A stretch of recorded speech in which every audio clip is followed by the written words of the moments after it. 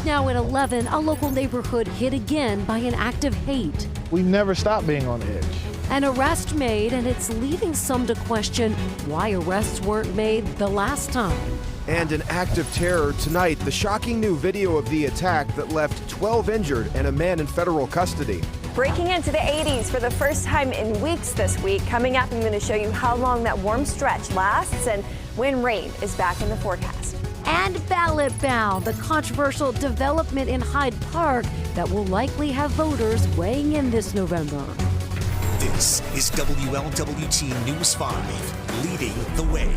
A man is facing charges for a hate crime, and it happened in the same neighborhood as a recent neo-Nazi demonstration. Thanks for joining us here at 11 o'clock. I'm Cherie Palello. And I'm Chris Jacobs. And this outcome in this case, much different, and neighbors do want to know why. WLWT News 5's Rachel Hersheimer joining us live outside the Justice Center with more on this story. Rachel. Chris, tonight Tyler Fout is being held here at the Hamilton County Justice Center on a $14,000 bond. Police say he is accused of spray painting a swastika and writing out the letters WP on a Lincoln Heights driveway. An investigation is underway into a home hit by hate this weekend. On Saturday, police say 18-year-old Tyler Fout admitted to drawing a swastika on the concrete of a Simmons Avenue group home. He's also accused of writing WP on the ground, standing for white power. I'm happy in this scenario that he'll be held accountable for what he's done in terms of the spray paint. Fout's charged with criminal damaging and ethnic intimidation. I think this is an example of the system working well, for there being accountability.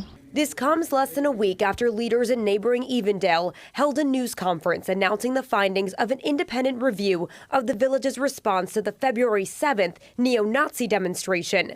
The report does not place blame on Evendale officers. It offers recommendations on what should happen moving forward. We've never stopped being on edge.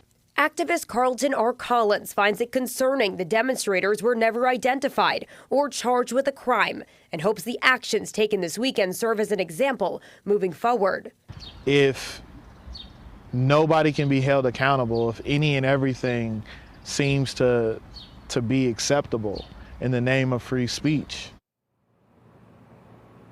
Now, police also report that Tyler Fout made statements of hate speech while speaking with officers. Tonight, I did reach out to the group home for comment where that reported swastika was. They did not want to comment on the situation. And as for Fout, he will be back in court on Friday. Reporting live tonight outside the Hamilton County Justice Center, Rachel Hersheimer, WLWT News 5. All right.